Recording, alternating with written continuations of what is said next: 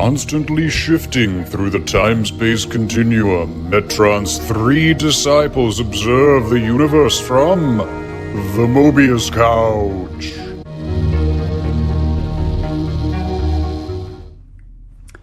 Flash! Savior of the universe. Flash! He'll save every one of us. Flash! He's a miracle. Flash!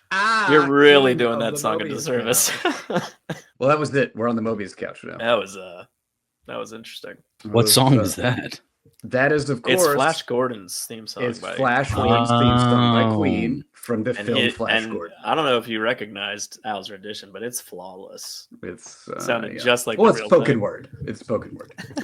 But ladies and gentlemen, welcome to the Mobius Couch, a time-space interdimensional vehicle from which your three hosts oversee, survey, and critique the world of comic books, comic book movies, toy comics, manga. I think that's it. TV show. We've done TV shows. Yeah, TV shows. We've done it all. Movies. But today, actually, we're breaking new ground today because we're not talking about comics at all. We're talking about real life. We are talking about the fastest man alive today. Yeah. Documented. He's raced against Superman to prove he's the fastest man alive. Mm-hmm. We are talking about a documented speeder. Sorry, what? Yeah. Did you say Hussein Bolt? It's Hussein Bolt. Hussein Bolt. I don't know what Hussein Bolt is. But we're talking about The Flash. It's about Wally West, The Flash. Ladies and gentlemen, I was kidding. Of course, we're talking about comics. Of course we are. We're talking about The Flash. And we're going to talk about Mark Waid's seminal 90s run. Today we're talking about Dead Heat. The Dead Heat. Mm-hmm. But before we do that, let's talk about who's on the couch, who's sitting on that three-person couch. And one of them is me, Alessandro, and joining me, as usual, is Joe. Oh, hey. Hey, Al. What's up? Hey. What's up? Talking about The Flash. The Flash. Be good. Fastest man alive. And Patrick. Oh, hey. Yeah, Patrick. we're talking about The Flash today. I'll also say that. We're talking about The Flash. Oh, we are? Talking about The Flash? West. I feel like we lost it a bit that time. Last time it was good, and I feel like we've kind of. I was waiting for you to introduce us, and then I realized that you talked about the comic way before you introduced us, and you did it backwards. So it's your fault. I blame you. Okay, sure. I'll bear that cross. That cross. Just like the Dark Knight took on the sins of Gotham, I'll take on that cross. Okay, but so let's talk about Flash. So Dead Heat, I think it's the 1995 arc, but it's kind of in the middle of Mark Waid's run on The Flash. Mark Waid, we've discussed before on the couch in the context of, I think we did, what did we do? Kingdom Come. We did, is that the only Mark? No, we did the World's Finest thing he did, right? Yeah, we did World's Finest. Was he the writer? Did he write any of the JLA stuff we did, or was that all Morrison? We only did Morrison's JLA. Yeah, I guess so. Yeah, okay. Yeah, right. But so Mark Waid, friend of the podcast, and by that I mean he doesn't know we exist, but we've talked about. I love Mark Waid writing. But this was actually The Flash was his first big break. His first giant comic was he started in 1992. Big move into comics is Wally West The Flash, started which I was unaware of. You know. Yeah, I didn't know either, but he wrote Flash for about like 8-10 years. I mean, it was all the 90s. Yeah, for a while. I mean, like this is so. We haven't talked about this, but everybody knows that's been listening to this podcast for as long as its beginning. I've mentioned at least once every 3 podcasts how much I love Wally West The Flash. But this run is where I fell in love with that character. I had no idea it was Mark Waid's initial burst into comics. Yeah, but so this was Mark's kind of first big break, and the Dead Heat 6-issue arc we're going to be talking about was in the mid-90s. I think that was like a 94, 95 to 96 kind of time. And of course, Dead Heat and Race Against Time. This is part 1 of 2.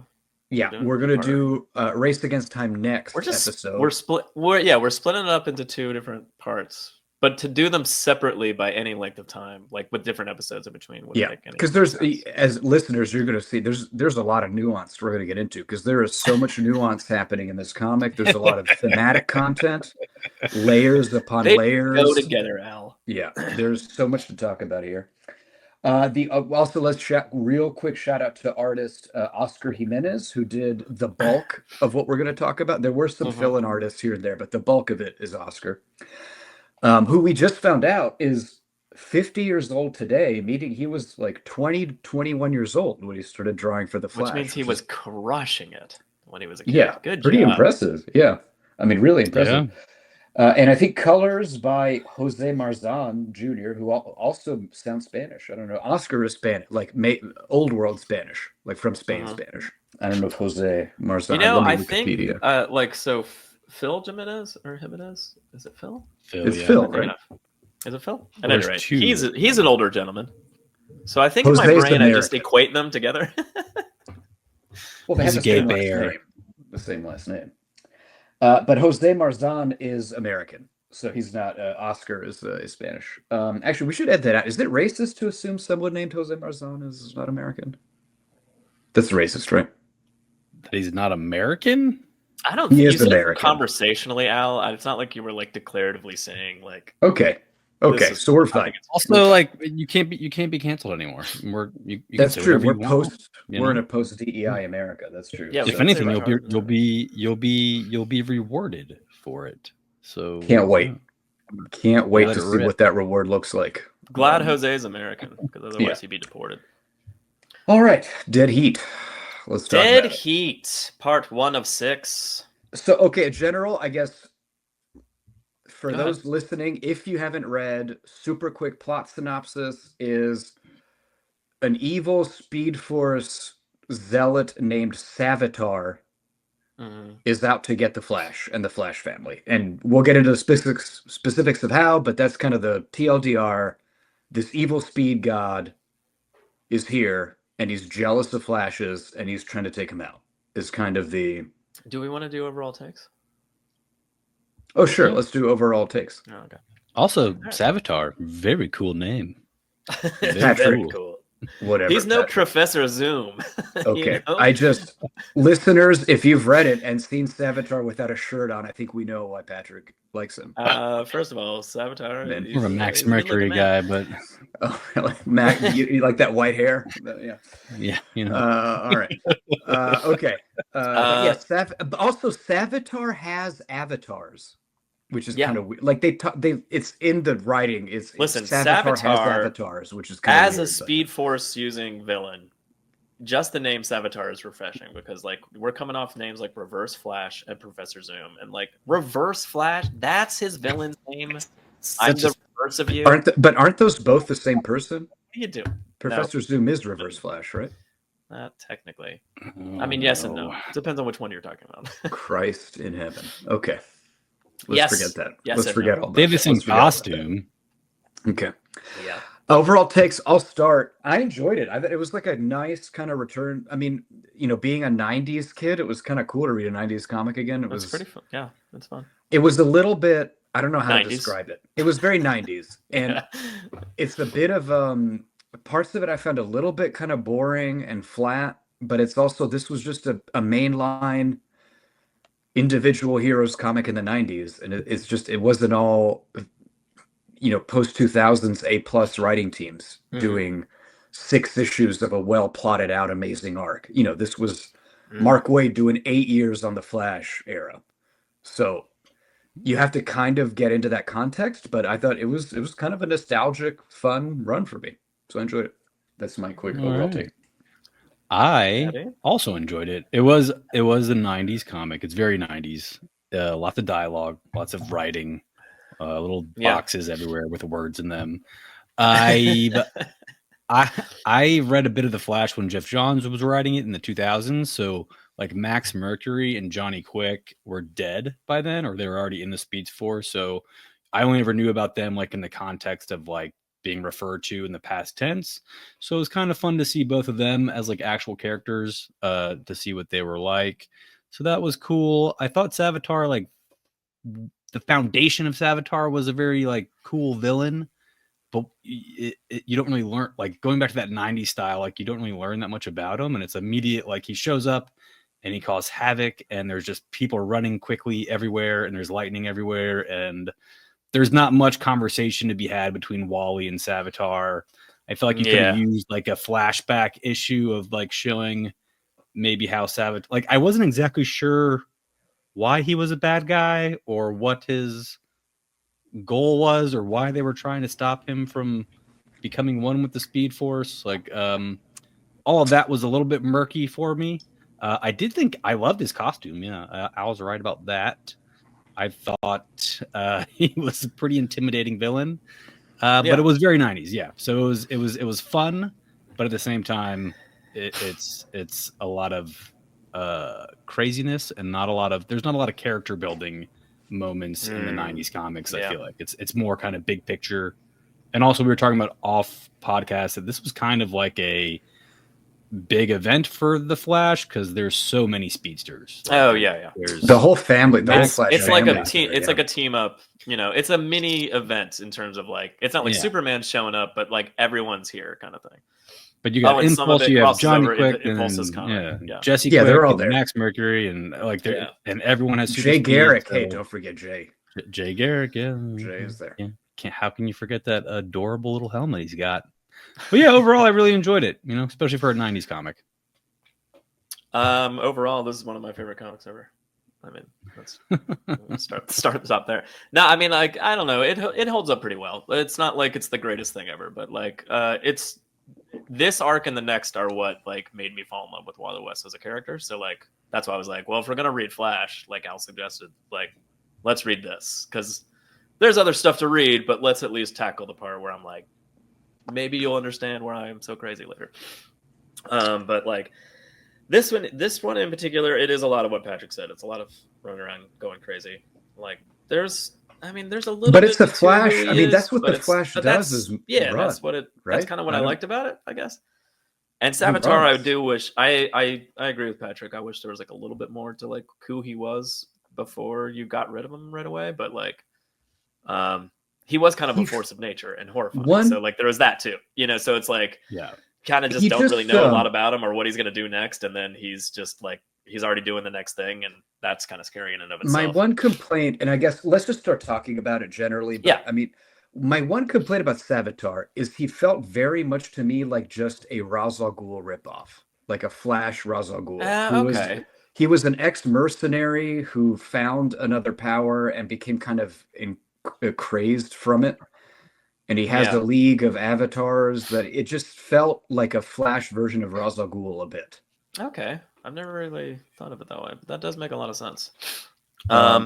Especially let's start, but like the first issue, which is, by the way, sorry, listeners, Flash 108 is the first issue. Yeah, so Mark Waid Volume 5 is the best way, or Book 5, I think they call it, is the best way to find this and the next arc, which is Race Against Time.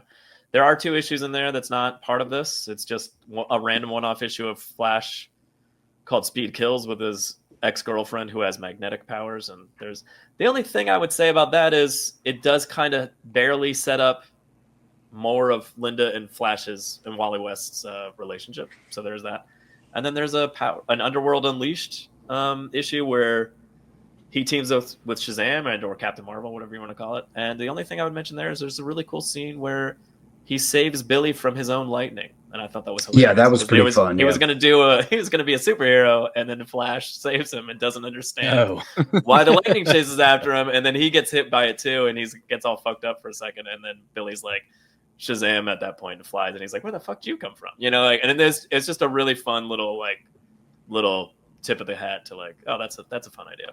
Yeah. Anyway, also I liked how this was back when he was Captain Marvel and not just only Shazam, he was Captain Marvel. At that it's time. Weird now. Which is weird that his name is the thing that causes him to transfer. I don't know how you introduce yourself. We've talked about it. Yeah. I don't know how do you say Shazam. I'm Shazam and then get struck by lightning as you shake hands with somebody. Forget that. But back to this issue 108. We're starting on Dead Heat. Yeah, so Savitar comment, but when we first get introduced to Savitar is when the Ra's al Ghul thing hit me because he gets kind of.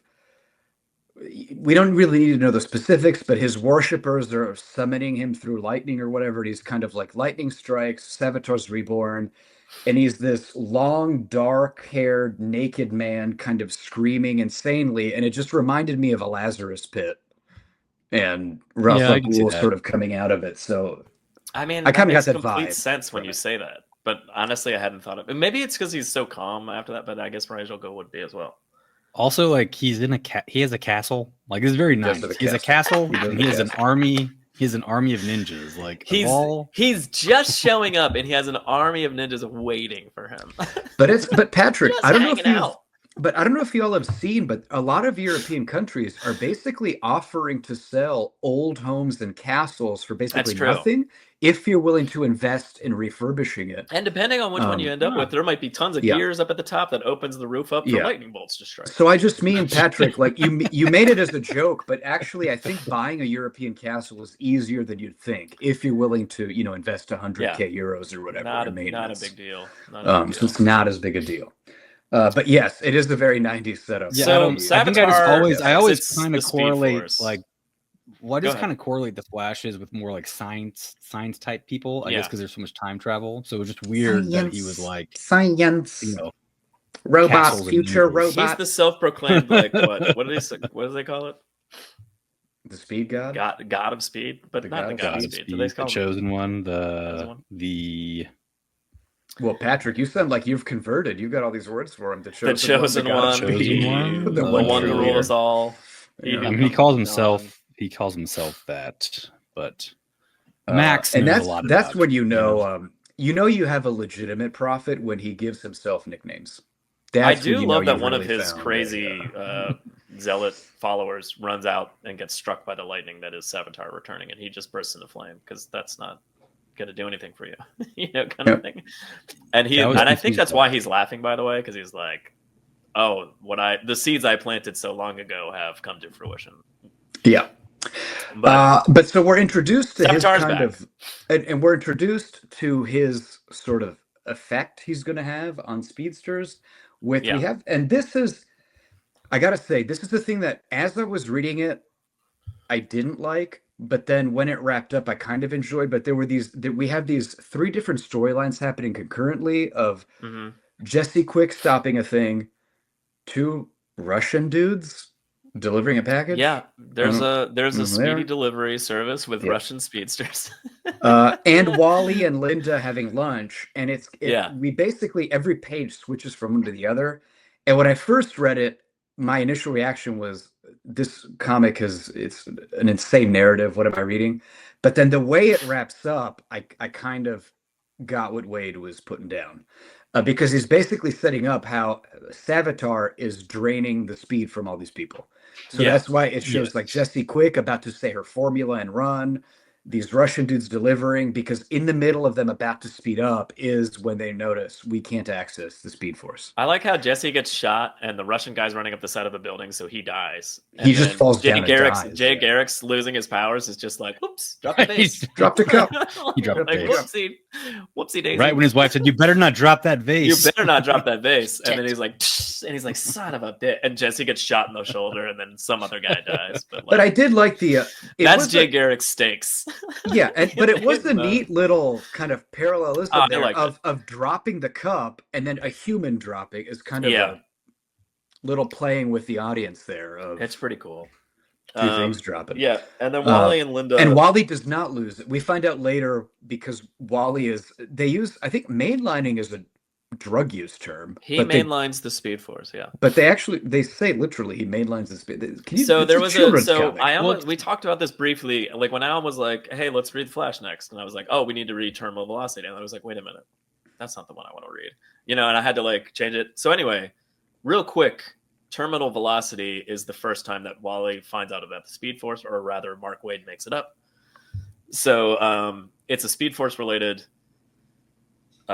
issue where he basically runs so fast to save Linda that he like breaks into the Speed Force for the first time ever, and he doesn't understand what it is, and it's like kind of heaven to him, and like essentially he almost like gets sucked in and absorbed into it and loses himself, just like all other speedsters do apparently. But his love of Linda is what like draws him back, and then like he kind of like lightning bolt strikes in front of her, kind of like he does later on in this. But and so it kind of is like a drug. Like it's sort of like it's like for sure. Heaven. It's like if heaven is a drug. But essentially. So when he did that, he had like a direct link to it, which they call mainlining. But he has a direct link to the Speed Force, whereas like everybody else is kind of, and he got like way faster after that.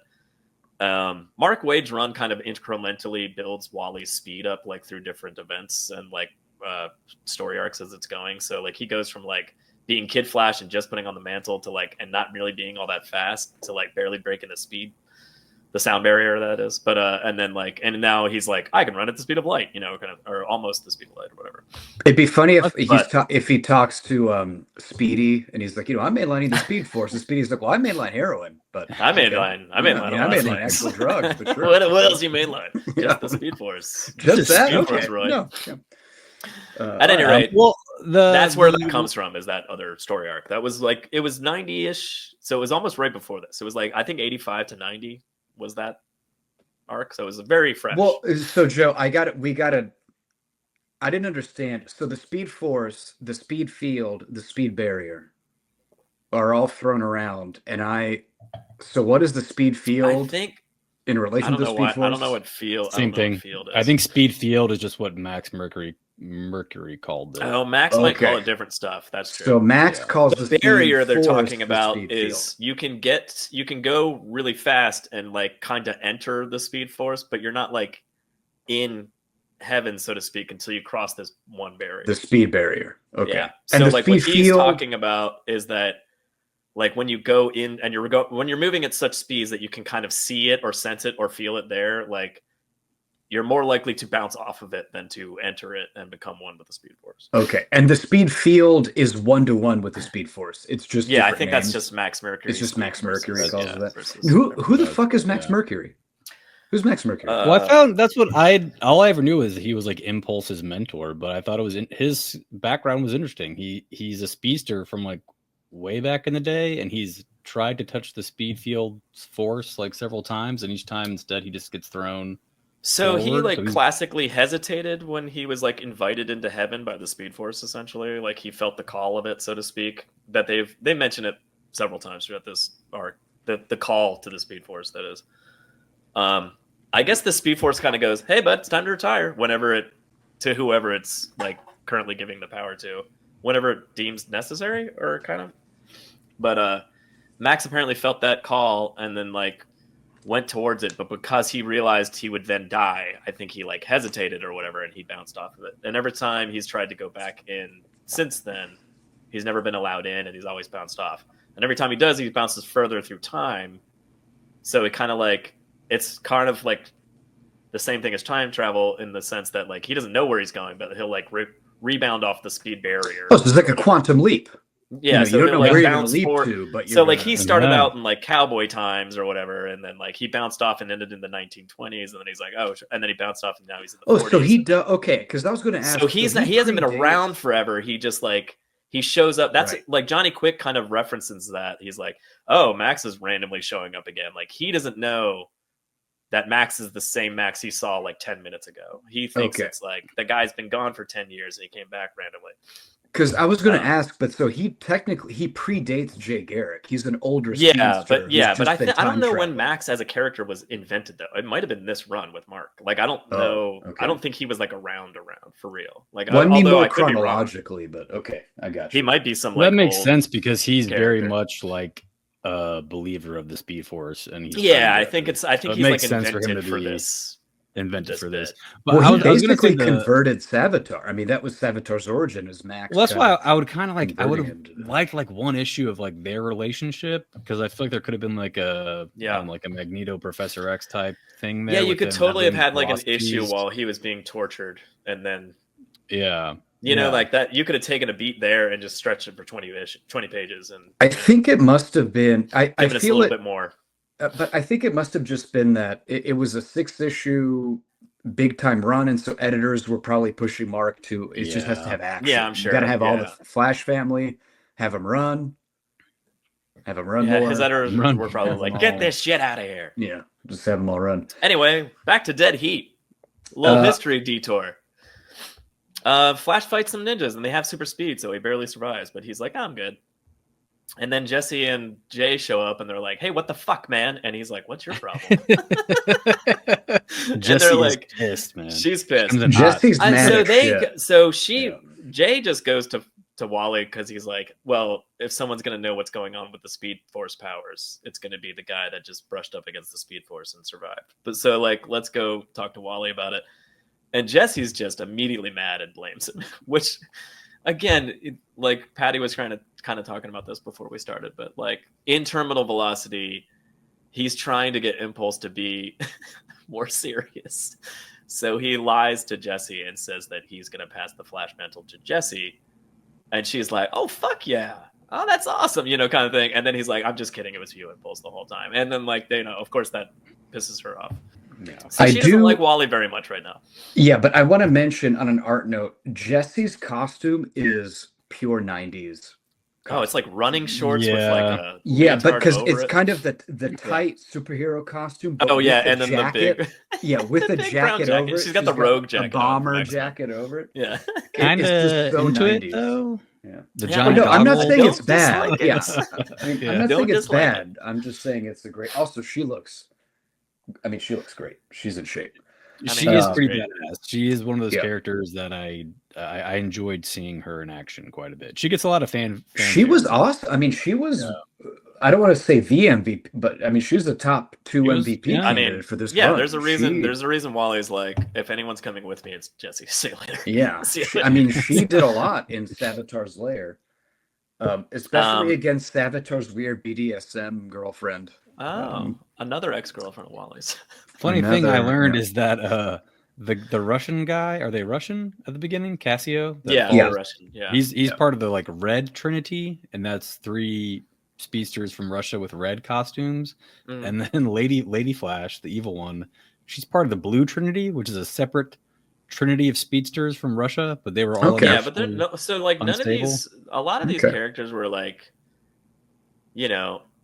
basically Flash can only fight Captain Cold so many times, so you have to give other people that can move as fast as him. So like over time there's just been so many other characters that have super speed, but it's always I think that's why another reason Mark Waid is like, but Flash is faster than all of them all the time, and here's why, or whatever, kind of thing. Well, I liked how Waid expanded, like back to Savitar being a good villain. They expanded his, once you touch the Speed Force, like Savitar could steal speed from people, and then he could use the speed to heighten his metabolism to heal himself, and that all seemed like new stuff. All of that stuff was new. Right, and he did seem to kind of open Wally's eyes to, I can do... I mean, Wally could already at this point vibrate his molecules to go through objects and explode or whatever. He can, but he always does it imperfectly, which is... Like, the explosion thing isn't on purpose. Like, that just happens because he's not good at it. But I just mean to say... go through walls and not blow stuff up. That's actually more skill. Yeah, but I just mean to say Savitar kind of opened Wally's eyes to that there's even more that you can do, if you really accept the Speed Force and kind of...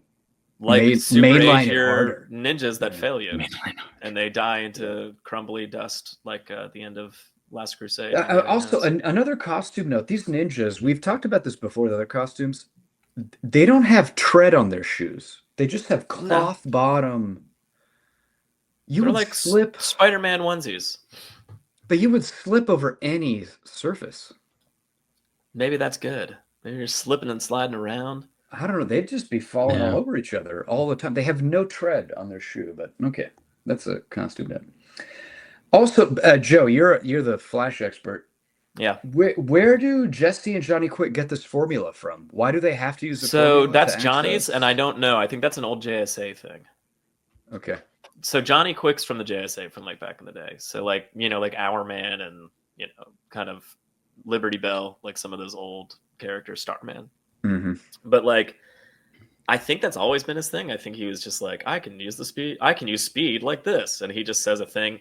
It's only in this comic that they like make it to where like all he's doing by saying that is like opening his mind up to the Speed Force, essentially, like kind of thing. Even though he's like, no, I'm a scientist, and they're like, no, it's the Speed Force, buddy, kind of thing. That's all from this. But like he does at the end because he starts saying his formula and he's like, whatever. And he's just like, fuck it. Yeah, he's like, screw it. I'm just gonna run. Screw it. Fuck it. So so Jesse's blaming Wally for the speed being sucked out of their bodies, and then he's like, no, I would have felt a change. Like, that's not me. I would have felt something different. And then they're like, well, let's ask this ninja guy that just attacked me, and then basically he's like, I can't tell you my Lord and Savior Savitar will kill me, and then he just dies. And then so another Savitar note, we get a good look at him, and another one. So aside from the Ra's al Ghul thing, he's got the Sebastian Shaw mutton chops. Yeah.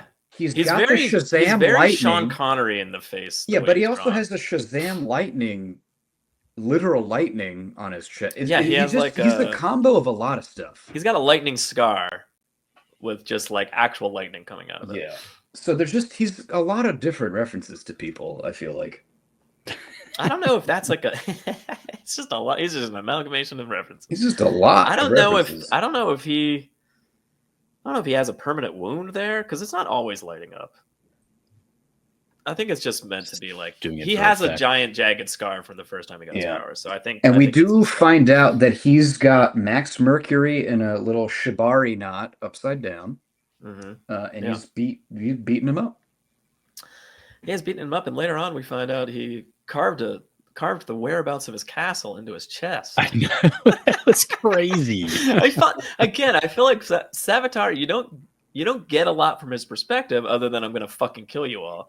Oh, that's another thing though. I do perfectly understand his motivations. He just wants to kill anybody that has a connection to the Speed Force because he thinks they're but more so Wally specifically. Right? Specifically Wally, because Wally's mainlining the Speed Force or whatever, like a drug. So Wally can lend his speed to people. So he picks up Linda, and Jay and Jessie leech off his speed, and they run to go see what's going on with Impulse.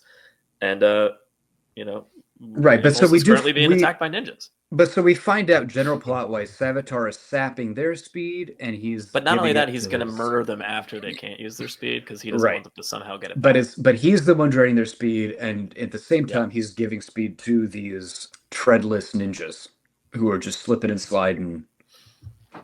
Correct. They do slip and slide in this next issue. So this next Flash issue runs through the house and just opens the refrigerator. To Patrick's point about the insanity is this next issue just starts with they're just at Bart's house, and there's ninjas there and people run. Yeah, they show up and just immediately start fighting. It's just immediate action going on all over. Yeah. I love how Excess is there from the fucking 20th or 30th century. Like all the way from the future, and I mean, she is sidelined the entire storyline. But everyone's been. But also Barry's wife was in Iris? the future. Iris is also has been. Everyone's been from all time insufferable. She's insufferable. So many of them. Iris is insufferable in this time span. She's awful. It drives me crazy. She does. I've come to like her later speedsters. So we've got Johnny. All right, roll call. Johnny, Jessie Quick, Impulse. Yeah. Flash, the Legion of Superheroes Future, Lady Flash. XS. Max Mercury, Jay Garrick. That's it. So we got seven. I just rounded off 7 people from all different time periods. Impulse is awesome. Impulse is from the future. So XS was back in time from some Legion storyline, I can't quite remember, and then also, but she was in Impulse's comic, so I think they were like, we can't get rid of her right this second because like she's in Impulse's comic, so let's put her off to the side and not really do anything with her. I enjoy Joe the same way you like Wally.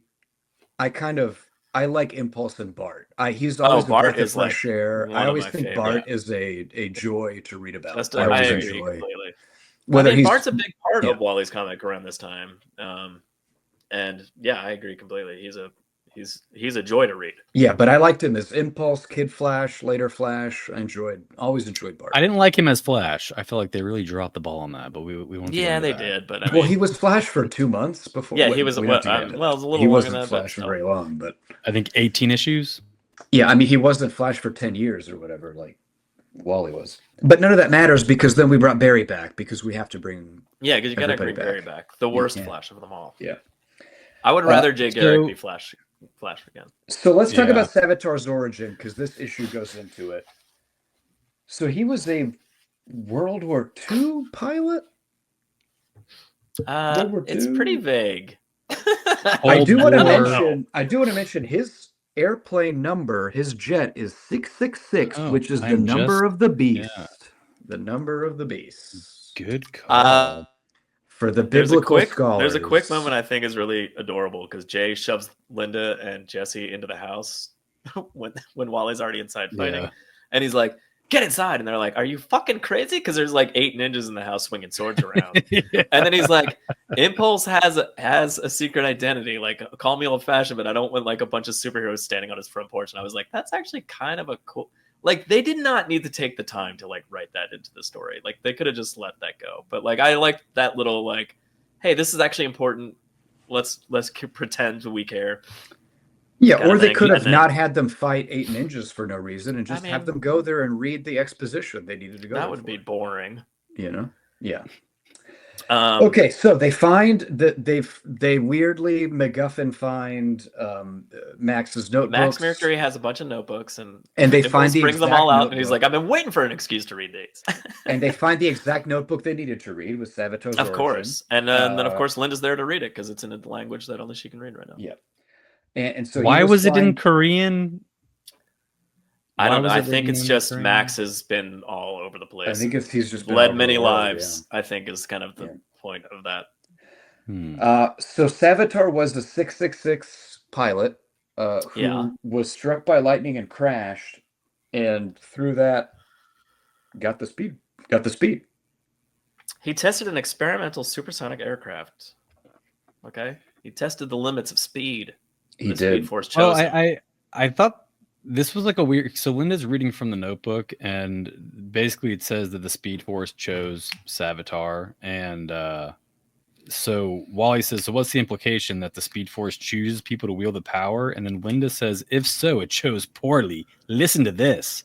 But then she goes into the fact that a bunch of bad guys show up where Savitar landed and try to murder him, and immediately try to kill him. Yeah. So he activates his speed and he kills all of them. But it's like, it was kind of self-defense, Linda. What are you talking about? Like, but the rest of the story, he becomes pretty egomaniacal. I think she just not really. He's pretty normal up until they say he becomes a zealot. Like after he's been researching stuff for a while. Well, he looks a little bit.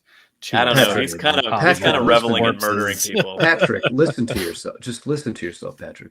I'm a different man these days. A villain. You know. I mean, he was chosen by the gods. You know, that is the image Joe has up of Savitar, where it looks like the fist isn't even punching the guy's face. It's like the friction of how fast. The speed of it is ripping his face off. It's ripping the guy's face. And it's horrifying. It's horrifying. And then after that, he's just holding his fists up in the air, like "Whoa!" Just blood is just pouring down his arms. I'm gonna call back to this image in the next story arc that we talk about.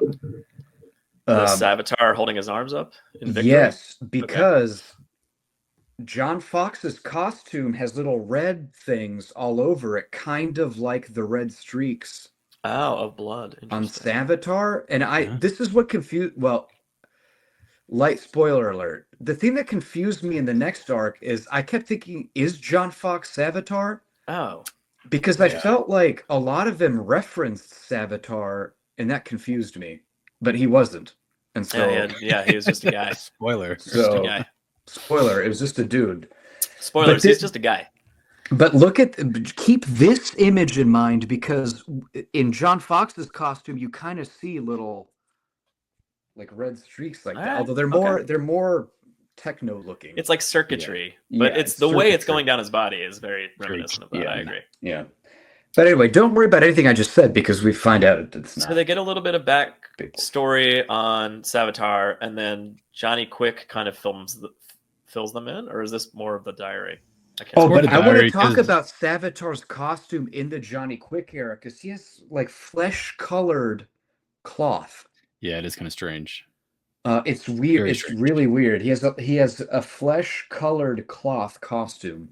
So that's a direct reference to the Legion of Superheroes in the 80s. Had really ridiculous costumes. And Cosmic Boy had like just his skin, like he had black sections of his costume. I mean, you'd have to Google it to find it. It's very much like this. He had black sections and just flesh colors. It's way worse. Way worse. But like, you know what it is? It's a direct allusion. The Bacalo. It's like the Bacalo top. So there was a period of time where like every other woman character that Bacalo drew on the X-Men had a like T formation where their nips were covered. But then like Emma Frost and like Lady Mastermind, there's like 3 or 4 different women have the same exact.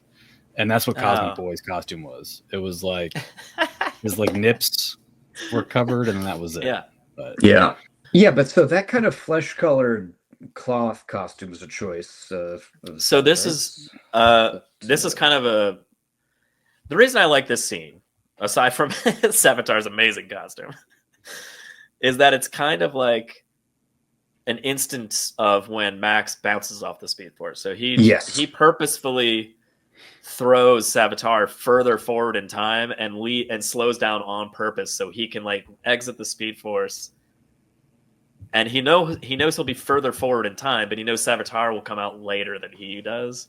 And his whole plan is to like gather up friends and speedsters and stuff, aside from just Johnny, to like fight Savitar when he comes back out, because he knows he'll be stronger and even better and more knowledgeable than he already is, kind of thing. And so I just thought it was like a really cool. Why didn't he just let him get absorbed into the Speed Force though? Because then we wouldn't have any conflict in this arc. Well, so Max can't get through the barrier, so I don't think he could have taken Savitar through the barrier. Oh, who's running in first place? Is that Max? That's Max in front there. Yeah. Oh, and then Max grabs him and I see. Okay. Yeah. They both bounce off. Do you see? I don't think the Speed Force would allow Savitar to join it. But I mean, I don't know. Maybe I'm then why did it choose too altruistically. I think it chooses people to like gift with the power, so to speak, but then it's like, oh, that was a bad choice. Oh, but so not everybody goes to Speed Heaven. Yeah, not everybody goes to Speed Heaven, I don't think. Okay.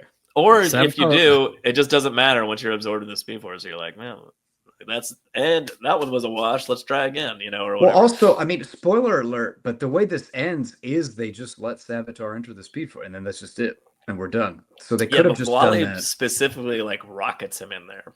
Like, you know what I mean? Like, I don't think Savitar could have gotten there on his own. Do you think is there a speed purgatory and a speed hell? No, but it's probably in recent storylines in the DC universe. There's been like the Speed Force has kind of become one of those the greater forces of the universe kind of thing, like the Source Wall and Dark Side and all that, like kind of MacGuffin-y God shit that's not real. But like on that level with the Speed Force. Yeah, it's like one of the like 5 things of the universe that are like eternal or whatever. All right, so I just thought Savitar. Savitar was funny because Savitar approaches Johnny Quick because he's doing research on the Speed Force and he wants to know how his powers work. And he says, "Tell me, as you must know, what is the secret of our power?" And then Johnny Quick just goes, "I use a spoken formula. I mean, have you tried saying that?" And then Savitar just loses his fucking mind. You blasphemer. I'm like, he answered your question. Like, he didn't like the answer you got, and you try to kill this man. Yeah, Savitar went 0 to 60 in about no seconds. Yeah, because he had been spending. Was like, you blasphemer. Yeah, you fucking mock hilarious. Me. Traveling the world, he tore through volumes both common and forgotten, gathered and mingled mythologies far and wide, all in an attempt to learn more about the force that drove him. In a short time, armed with knowledge, he began thinking of himself not as a disciple of speed, but as its high priest. Eventually named himself Savitar after the Hindu god of motion, upon whom all moving things were dependent. Yeah. Anyway, I think Savitar is super fucking scary and cool, and although you I don't. He's too for me. He's too unhinged for me. Comparing him to Ra's al Ghul makes me go, no, never mind. Yeah. Not as cool as I thought. No, but for me, he's too unhinged to really be scared. I don't know. He's just kind of. He's scary. So there was an arc with it was like right before Barry died, and basically Reverse Flash or Professor Zoom, whatever the fuck you want to call him, Eobard Thawne, basically was going to go kill Iris, and Barry stops him at the last second and like breaks his neck because he was just like he was going to vibrate his hand through her skull and just murder her. Okay. Oh, and just like his Superman hand was like and Man of Steel. Very, very similar actually.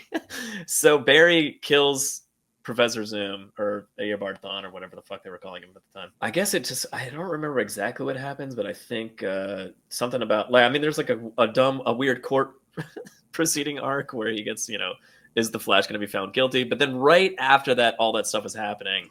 it was Crisis on Infinite Earths, and that's when Barry dies, saving the universe, kind of thing. So it's not like he never went, he never got put on death row or anything. I don't know if he was ever found guilty or anything. I can't remember. He fled to the future before that happened. Yeah, and then he left. He left. He went to the future. Yeah, he went to the future with Iris. What a hero! For like a brief period of time. Yeah, what a hero. So that's my point. So I don't know. Is it? But the point is, it's horrifying that a villain could kill your wife or your child in like a millisecond, unless you just kill them. Like, there's no other. You can't. Do anything. Well, sure. Yeah. So like that's why I think Savitar is horrifying, because it's just like somebody that crazy and that unhinged with that much power is horrifying. Because like but except that you can't be like, let's put him in jail and make sure he doesn't get out. But then everything will be fine. That just doesn't exist. Yeah, and I guess it has to do with just that it has to be a 6-issue arc. But for the last 2 issues, when Savitar just runs for Linda and Wally freaks the shit out and chases them, speaks to what you just said. It's this real visceral, like, I am a millisecond away from the person I love dying. I have to stop this. But that's not what Savitar. Most of the arc, Savitar just has ineffectual ninjas jump around for him. And if he had done horrifying stuff like that from the beginning, I think he'd be a scarier villain. But I think he's dressed less, up in different robes. So I think the reveal there, or like maybe that should have been more clear, is that him and Wally are equals right now. He knows more. He knows how to do more stuff with the speed, but like, not. He's not faster than Wally. Like, he needs to take Wally out essentially to like gain that, more speed, energy, or whatever. No, I get that. Like, I just all of these other people are superficial to him, although they do also need to die. Because even if he killed Wally, that power would just transfer to Jessie or to Impulse or to So like, it's systematically he needs to take them all out, and that makes sense, I guess. But like, it's the Wally versus him thing that's really the most important. So like, no, I get that, but I just mean in terms of building a horrifying villain, I just didn't get that because he was a mustache twirling. I guess that's what I'm saying. Like, to me, it makes sense for him to be sitting back and kind of like letting things happen at the beginning, and then when it all kind of starts to fall apart, he's like, "Fuck it," and that's when he like decides to do what he does. But like, I think there's a reason. I mean, like, I think psychologically it makes sense for him to just be like, figure this shit out, minions, and then I'll just gain the speed and I'll be happy, kind of thing. And then, all right. Well, but to wrap up the issue, we're on Max. Max stumbles in, covered in blood, and we reveal this map on his chest. How would you I always thought that use that? I thought Max drew the map like after he left. Like, he's like, here's the map back to where I came from. No, because it says see you soon. It says see you soon. It was Savitar. So Savitar definitely carved a map into his chest. But also, how it's a large X in the top third of a country. How do you find that castle? Where those lines intersect is a point now. It's an exact coordinate, like it's an exact latitude, longitude. Okay, he had a projector put the map on Max's chest so he could draw it precisely. Oh, I guess there is writing next to the X, so maybe it's the town name. Maybe I think so. But also, but then why not write the town? Why not just write the town? Even if it was vague, given Wally's powers, do you not think he could find it within a couple hundred miles? But also, without the map, why not just write? Saying. But why not? I'm saying a couple hundred miles. Wally would find it in about 30 seconds. I know, but what I'm saying is, why draw a map at all? Why not just say, "See you soon"? I'm here. Like, here I am. Andersonville. Oh, okay. Yeah, like I'll see you in Macon, Georgia.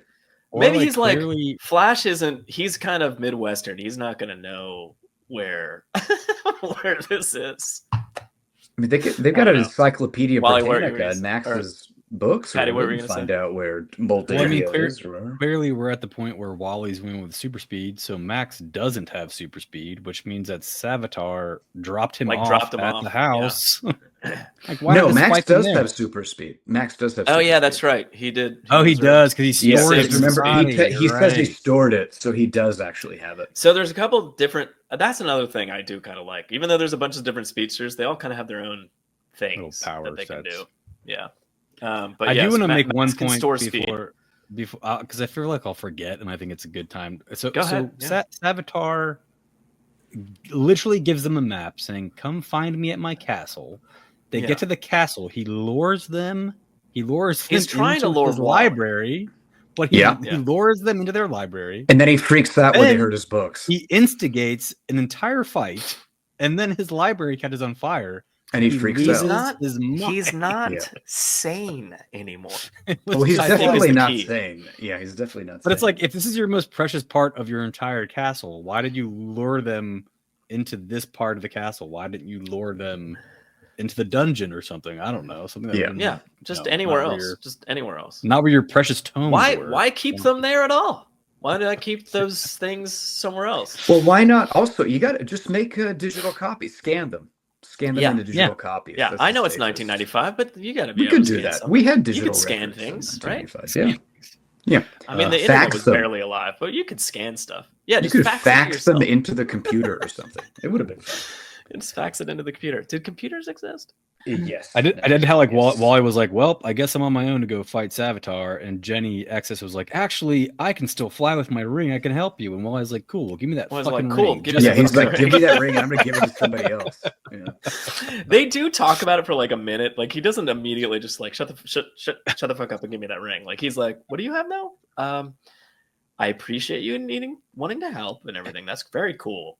But I don't know you at all, and I really need somebody that I can trust, kind of thing. I don't know. I thought it was pretty cool. And then I love how Jesse's like, me? And I'm like, of course, you idiot. Who do you think is going to pick? Yeah, I mean, I liked Jessie in this whole run. So Jesse's great. I enjoyed that Jesse's great in this picked run. Out to go with him and fly over. She was really good in Terminal Velocity run too, where he initially picks her and then fucks her over. She's great in that run too. Yeah. And rightfully mad at Wally. Don't get me wrong. He does a real dick move to her in that storyline. So the next Dead Heat is actually, for whatever reason, it's an Impulse comic. Okay, yeah. So there's it's almost like an interlude, I would say. Yeah, can we skip it? Because nothing really happens of any. Them talk. Yeah. I have no problem skipping it, but let's talk about the art and how insane let's peruse that art it was. very quickly. Oh, okay. Well, first of all, so the artist is Ramos was the artist of this Humberto Ramos. He's fantastic. I loved his art back in the day. I know it's very stylized. Don't get me wrong, and you have to like it or not like it. I really liked his art back then. Was he the artist on Young Justice back in the day? Yes. Yeah. Very similar. Yeah. Oh no, different guy. Yeah, different guy. Pretty similar. That was Todd Knock. Okay. Similar art style though. Ramos gets better, quite frankly. Look at those feet. Yeah, he laughably drew Impulse's feet gigantic. That was look at those feet. He's got goofy feet. Almost a bit. He's got goofy feet. His hair was enormous. His shoes were huge. Shoes are huge. I mean, he must, what they say about big feet. There's some cool scenes in this. So basically, Max is in the hospital. Wally and Jessie took them there before they left, right? And then ninjas attack. Look at those feet. They're disgusting. Like those aren't. They're clubs. They're a cloven hooves. They're hooves. Yeah. Anyway, Impulse is sad because he lost his powers. So this is Impulse number 10, and basically like every issue of Impulse is like, look how fucking awesome it is that I'm fast. So like this issue with him not having speed was like a huge deal to him. So I think that's why. Well, did they need to make it Dead Heat Part 3? Not necessarily. Kind of thing. But like it was, I don't know. Yeah, it's fine. So the ninjas threaten Max, and Impulse and everybody gets their speed back like right before Max gets. Yeah, did we talk about how they get their speed back? What happens? So that happens in the next part. Yeah. But because this took early. place after Flash and Jesse. Well, it takes place during, I guess, at the exact same time. So basically, when if you read these issues like page for page concurrently, like when they get their powers, is exactly when Jessie breaks the machine. Wait a minute. So in the middle of all this, Bart just went to fucking class? They told him to, I think. I think they told him to. Like one of them made him go to school or something like that. I think because I was thinking the same thing. Iris, at one point. Iris did. Yeah. Don't send this boy to public school today. Like take the day off.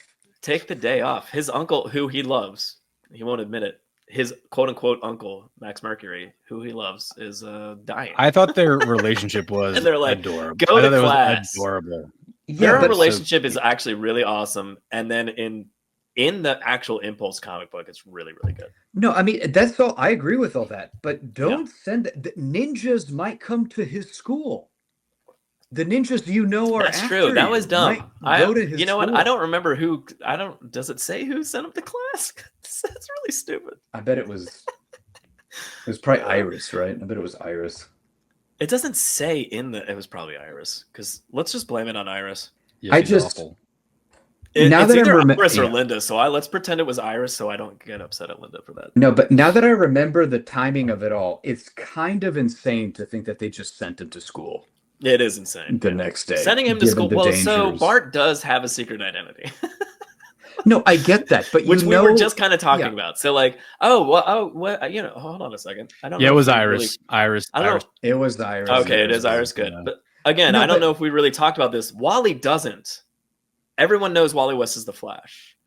Like that's a thing in the comics at this time, and I forget. I kind of forget about that, and I forget that that's weird because at the time it was weird for him to be like, I'm Wally West, I'm the Flash, I don't give a fuck, kind of thing. And like, so everyone knew who the Flash was, but Impulse having a secret identity was like a big deal. So I guess maybe that's why they were like, it's okay for him to go to school. No one knows who Impulse is, but still, it's stupid. It's just stupid. insane. Still stupid. It is insane. Yeah, it's completely bad shit. At any rate, there's a really cool part where Johnny Quick comes in and the ninjas attack, and Max Mercury basically sacrifices himself by giving the last of his stored speed energy, was his only thing keeping him alive, to Johnny to beat all the ninjas up, which was pretty awesome.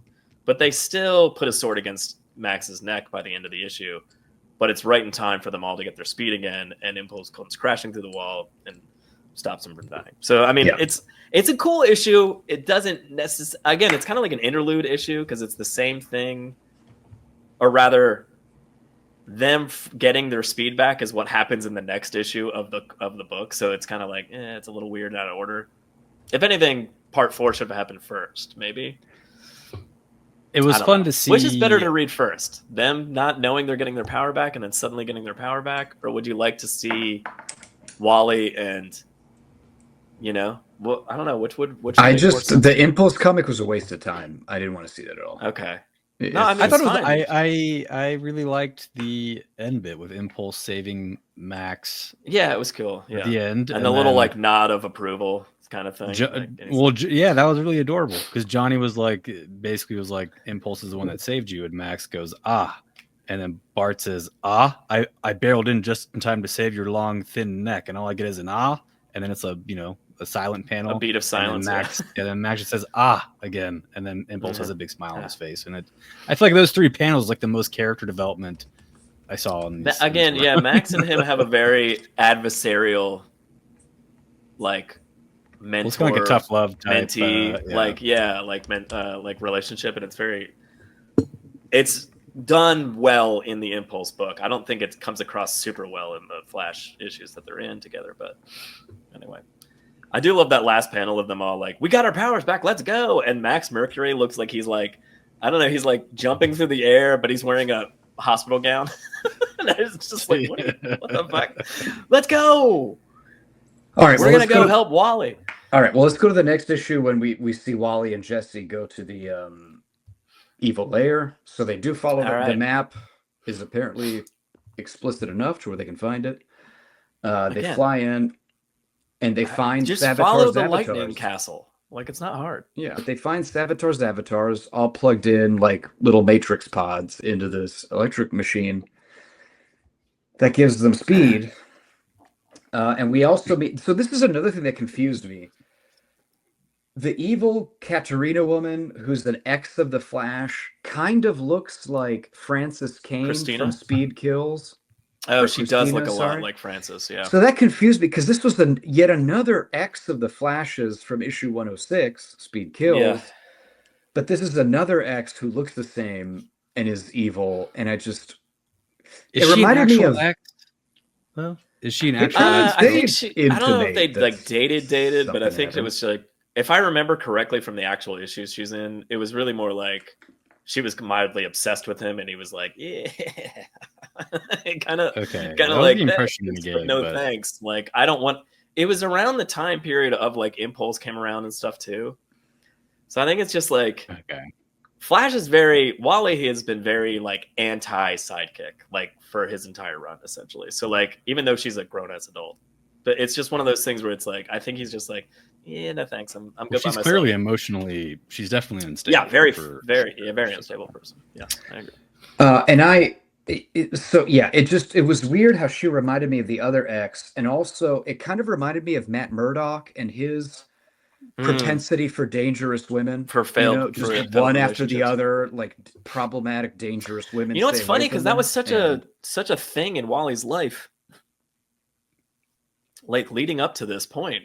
That's kind of they jokingly say it multiple times throughout these issues that we're reading, like that's yet another one of my crazy ex-girlfriends. But like, him and Linda Park, spoilers for the future of the Flash world, thoroughly married, have children, been around together forever. I mean, like, they're just, and it's like, I've almost forgotten that back in the day Wally was back in the day Wally had like a bunch of crazy girlfriends. Okay, but so they get discovered by Savitar, and they kind of split up to where so Wally realizes that they don't know she's there because she doesn't have speed powers, so he hides her real fast and then goes and confronts Savitar, but his confronting Savitar does not go well at all. Nope. And then she very quickly gets found out anyway, because she goes right back to investigate. Yeah. And then Christina goes after her. Yeah. This Can you is imagine kind of being the a part superhero? Where you're trying to save people from inadvertently murdering somebody. You just murder 300 people. Yeah. Shit. I mean, I know they were like evil Savitar zealot ninjas, but like, there's bones bones bad about that. Well, look, but Patrick, this is nothing. Any superhero in the Zack Snyder universe, I mean, 300 deaths is like the baseline of how many people innocent. I mean, Linda kills somebody later on in this. It's the next story arc. Oh, but this is, you see that kind of cool. We mentioned Savitar's powers. Flash throws a sword at him, which cuts Savitar, and we see him use the Speed Force to heal it. He's very quickly like demonstrates to Flash how much more skilled in the speed, although they are the same speed power level, like Dragon Ball Z levels of power. Like, Savitar is way more skilled in using that power. Like, it's kind of like put them back and like, but it's like kind the of Ninja thing was cool. Sorry, it's kind of like in Yu Yu Hakusho in the arc with the X Spirit Detective, where Yusuke is technically much stronger with spirit energy, but the older Spirit Detective is kind of an older hat and craftier, and because he has split personalities, he's unpredictable and he kind of holds his own against Yusuke. That's very. He does more than hold his own. Are you? But that's what I mean. But technically, Yusuke is much stronger in spirit powers. I think Wally is just he's just raw speed, energy, power level. If you were Wally, Savitar is like more refined and like, I can do all these things. And Savitar's the Sensui or whatever his name was. Yeah. Savitar tosses a bunch of ninja stars to Wally, and then Wally throws them at him. I feel like if I was Wally, I'd be like, well, clearly you want me to throw these at you, and there's a trick to this. I mean, it's pretty cool. Nope. Savitar just reverses the velocity and shoots them back at him. But a design note, saying like, I know things you don't know. Try this. Like, he's not even like hiding that he's. Of course, he wants to throw them at him. Well, a design note, I know, Patrick, you talked about Savitar's costume, which is just his chest out in the open, so whatever, you can comment on that. But I do he's got gloves. He's got fingerless gloves up to his forearm, up to his elbows. He's got arm rings. And then he's got a sleeve from his shoulder down to his bicep, but the elbow is left out in the open. The elbow's left open. I genuinely thought though, when he clocked Wally watching them, and he's got his little robe on, it's all very eyes wide shut, like that. Oh yeah, that's fantastic. That kind of impression is very. That scenario scares me when you're someone who's infiltrated the villain's lair and you think you're hiding, and they know you're there the whole time, and everyone looks at you at the same time. I was like, oh, that kind of scared me a little bit. Okay, but back to his costume. I do really like his mask. I genuinely think his mask looks really cool because it's this kind of gold. It has the chin part of it and these sort of red Hermes wing streaks. I think it's kind of a cool look. It's kind of a neat mask. Well, he looks crazy in the panel after he slams Wally into the wall in the panel that Joe has up, and then the next panel down says, "Pathetic, you think you know how to use the speed?" let me teach you. But he looks really terrifying in that panel. Well, it's Bane and it's Dark Knight Professor Rises, and Bane is kind of, you think you were born in the Speed Force? You think you were born in the Speed Force? I lived. You think you know the Speed Force? I was born in it. I was molded by it. Molded. It's kind of like that sewer fight. The lightning flows through my veins. It is kind of that, and also, I mean, fuck you, Dark Knight Rises. You stole that from this comic. Yeah, obviously. Parallels are just it's clearly can't be overlooked. Clearly what they're going for. All I was going to say is the mask is reminiscent of yet again Reverse Flash Professor Zoom kind of thing, because it's the yellow. Yeah, it is. Ears, Yeah. But then while thankfully this is going it's on, not the whole costume. There's a lot more colors going on, and he's shirtless. But while they're fighting or whatever, Jessie Quick is actually doing the Lord's work, and Jessie fights Quick's doing all the work. Works Christina, and then destroys the machine and gives everybody speed back. Yeah, I was horrified when she's fighting her with a sword. I'm like, she's got speed powers. Like, I know you're flying right now, shit, but like, you're gonna get your ass stabbed. That's horrifying. No, Jessie's a badass. She handled it. I mean, she did, but I was she scared did get her. She did get clocked in the face. I mean, like, thankfully it was a hilt of a sword and not a blade.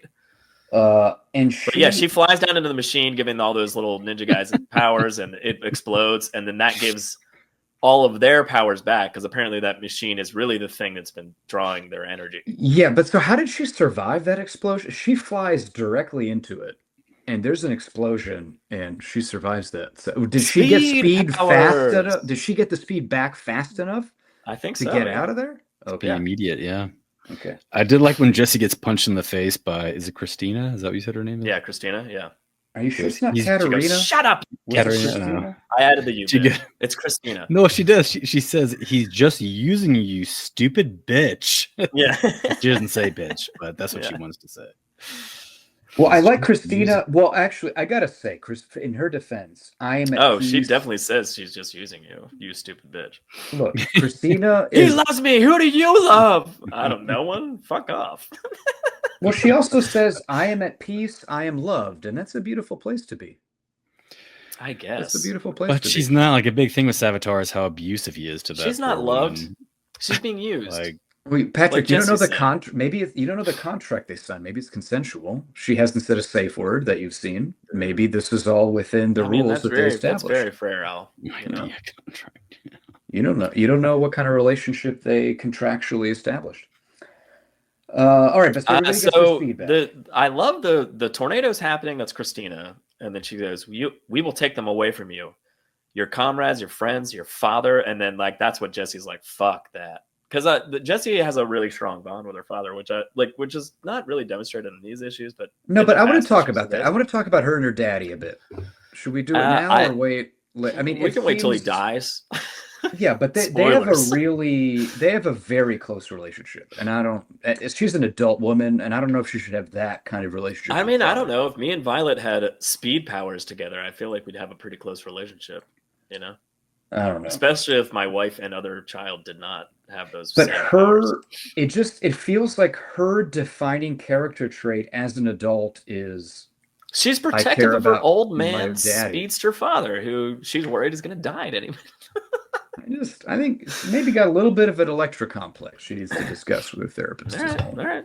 Well, we'll talk about that. Anyway, I mean, she does scream, "You leave my father alone."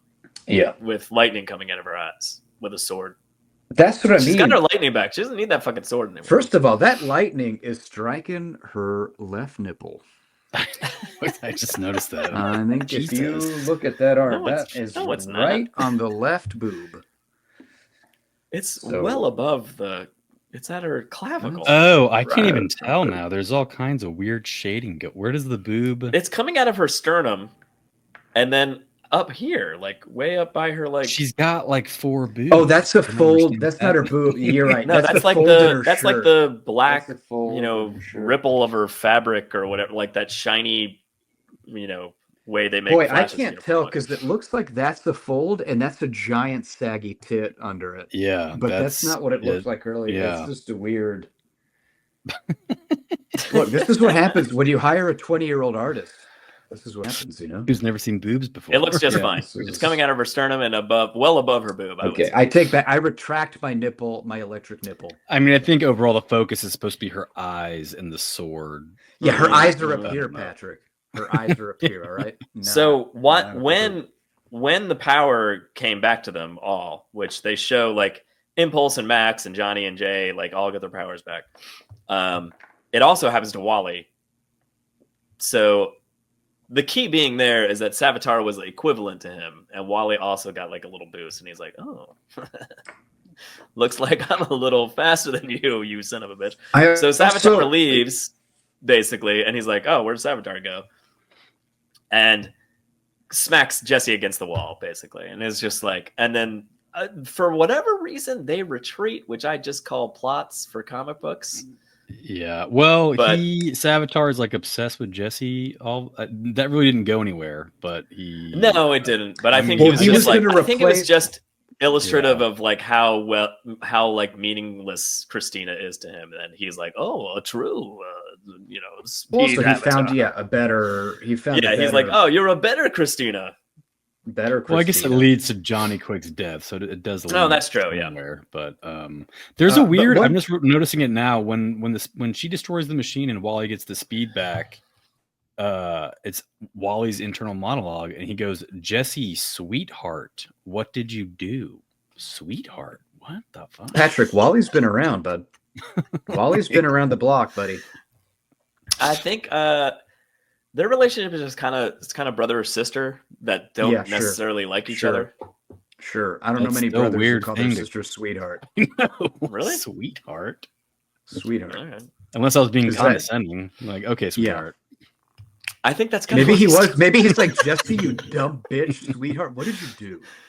Maybe that is. Yeah. Maybe that is. I kind of. What did you do saving all of our lives? But actually, Patrick, now that you brought that up, I do want to make a general note about this run.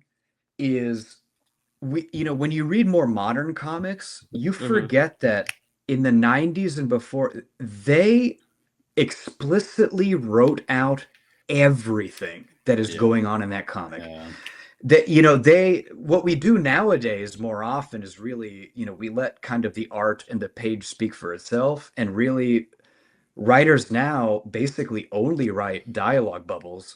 Yeah. And those three internal monologue. Yeah, those three narration internal monologues would not exist in modern comic. Like, but in the 90s, looked around and that would have been it. Instead of like, what the hell? Some sort of blip in the Speed Force? Something wrong? Something this? Did Jessie do it? Like that would never happen in a modern comic. Right. But in the 90s, and it was kind of a weird, I had to readjust myself to it reading this because there's just so much word on that page. Everybody's inner monologue is telling you exactly what they're thinking about and what they feel, and it's weird going back in time in comics and seeing just how explicit everything was, and just 80% of the page is text, just thought bubbles, speech bubbles, exposition from the art. Last time, what's hilarious to me, like at the time, this was refreshing. Like this is a lack of that, I would say. Like at the time, like comparatively to other comics, at its time, like. This was like refreshing, fast-paced, usually moving comic where there was a lot of inner narration. I mean, literally every issue would start with, "My name is Wally West. I'm the fastest man alive. I'm the Flash." That kind of thing. Like, that's where that comes from, is this run. Like, "You're welcome, WB show," or whatever, CW, or whatever the fuck. Barry didn't say that. Wally said that first. Anyway, rant over. It's not over. I hate Barry. Anyway, but this was actually like a weirdly truncated version of that shit that was going on in the 90s. That's why I liked this comic so much. I was like, oh, what a refreshing take on the but I meant more monologues.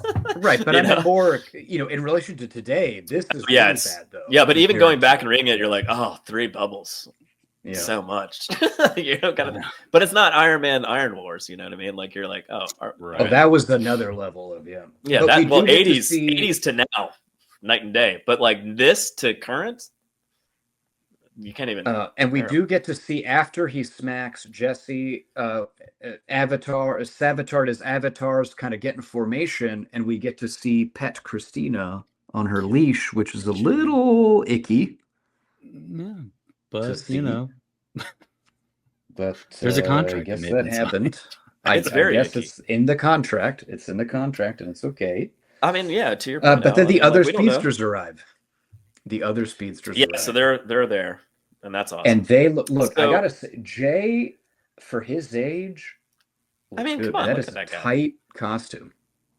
And he looks pretty good. He's wearing some tight pants. He's got his tight pants. Johnny Quick for his age. For his age, that's a tight costume, and it looks pretty good. Look where Johnny's wearing that belt. Like, what are you doing? Well, he's an older generation. Also, it's a thick belt. It's a thick. It's a thick belt, but it's a thick belt. It's like a wrestling. It's like a world wrestling. It is kind of. I mean, that's kind of what the look was back in the day. Yeah, back in the JSA days. So the next, issue 5 or part 5 of this Dead Heat is an impulse issue. This is the issue where I'd be like, you could basically give or take this entire issue. I'm not like, I actually liked the reprieve that Impulse issue number 10 gave us, where it's like it showed Impulse slow down and there was a little more like, I don't know, just inner turmoil going on with the character. And then this issue is just fight, which is great, but it's like with Ramos's art and all that's going on, it kind of pulled me out of the. Well, for me, it was more Ramos's art is it's insane. It's out of control. I kind of like it though. I don't dislike it. It's just a lot. Also, still in the contract. This way, Christina. This way, Christina. So they're fighting all the ninjas. There's a panel of Jessie where I'm like, those are some hard nipples. This is the one where she called out the nipples. Well, they're yikes. They're kind of hentai pear boobs, like pear-shaped hentai boobs. I mean, I think it's just a weird position she's in, but yeah, sure. So there's the main instances of this issue is the burning of the library, as we kind of already referenced. There's this hilarious the great library. Well, I want to say. Go ahead. Well, no, what's your hilarious point? Because it might be. I was gonna say there's a hilarious point where like Jay and Flash, Wally are fighting in like the stairwell, and they're like, as long as we keep them in these tight corridors, we're fucking golden. Like we can fight them all day long. And then they like look out a window, and Impulse is just like like running around this giant room, and they're like, God damn it! And like, he's thrown one of them up against the window, and he's like. Elon Musk, and they're like close. Oh yeah, that's it. It goes with the odds this steep. The only way we'll survive is to take advantage of the castle's close quarters. And he's like, "Son of a bitch!" Like, all right, let's go. But that was funny. What were you gonna say, buddy? Well, the next funny thing is Max, Johnny, and Jessie are in the library, and they're like looking at the library, and then Jessie goes, "This isn't just a library; it's a chapel where they worship." And then. You hear off panel, it is, and you don't belong here. And it's like Savitar and 8 ninjas are in the court. Have they been there the entire time they were reading books? They just walked in. Like, he comes with an entourage. But they all just arrived at the library. Having said that, Savitar's minions are all literally crawling over him. It is weird. It's like snakes in a pit. Or have you had any like zealots following you in a religious cult? Pure sex, man. I do, and they do crawl. They do crawl all over me. They do. Yeah. You're right. They do. It's annoying, but they love you. Yeah. Although, just a little between you and me, I'm the one with the leash and collar on. I knew it. So, just between us. I knew I'm the one on all fours. My only fun other note on this issue was back to your point from earlier, Joe. Wally runs through something and explodes it, and then Bark goes, "I'm going to try that," and he runs through 2 of the ninjas. And they're waiting to be exploded, and he goes, "Boom!" And he scares them. That was a funny little character moment for. There's good little Impulse moments. I mean, Impulse is great. I'm glad he gets to shine a little bit in his issues that he's in. Or that are his issues rather within the arc. No, but Impulse is always a pleasure. Also, I liked that the comment he makes when Jay takes his hat off and Captain America shields it. And he's like, I always wondered about the hat. All these people. Like, now you know. And Jay's like, yeah, it's not just a fashion statement or whatever. And and we're all like, uses the hat. There's no way you use that hat like that. But then we also get that moment Patrick talked about earlier when they start burning Savitar's books and he gets all mad. He loses his mind. And it's you gave them the map to your books. It's the reason why he goes to kill Linda. He wasn't expecting the fight to go to the library. He specifically lured. They're chasing him. Johnny, Jessie, and Max are chasing him into the library. He led them. Well, maybe he went there to save his books. I do like the little twist that comes up that the more ninjas they kill, the more speed the faster the other ninjas get. The other ninjas get cool. Is kind of a cool twist because that was cool. For Impulse. It's the same with all of them. Wally. Like when they broke the machine to begin with, they all got their speed back, but like Wally got faster too. It's like And then let's talk about work in reverse as well. Let's talk about Johnny Quick's sort of sacrifice. Yeah, so basically he's like, Jessie's great. I want Jessie now instead of Christina. So like I want you to kill by he you mean Christina. Savitar. So yeah. Savitar. Savitar specifically, is like, Jessie's great. I don't like this girl anymore. I want you to become my new leashed pet. And the first thing you should do is kill this other one that I have and I don't need her anymore. And then she's like, fuck you, and like goes to kill Jessie. And that's when her father is like, that can't happen. So he does this formula. And actually, I don't know if you knew this, but the 3x2, the Johnny Quick formula is the same formula we used to calculate tariffs on China. I don't know if you knew that, but that's how we got it. It's the same one. It's been around since 1995. Never thought to use that. No, only our current admin. That's it. But right, so Johnny, it tempts the stock market into the Speed Force so it can come crashing into the ground.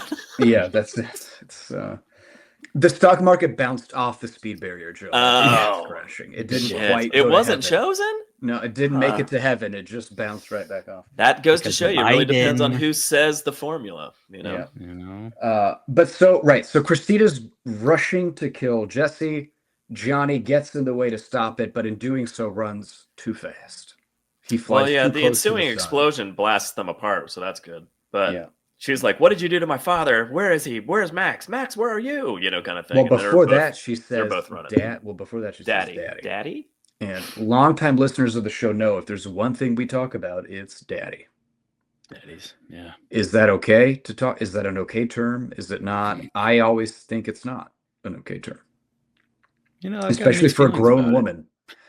I don't feel like a adult grown woman should use daddy. Well, it is like she says daddy, daddy, and then the next panel is her over Christina, and her ass is like the red is like right into her ass. Like it's very. She's got her thong strip. Yeah, she's got her thong strip around her. I mean, she's wearing those biker shorts with the thong stretched around it. Yeah. Yeah. All right, but so then we see.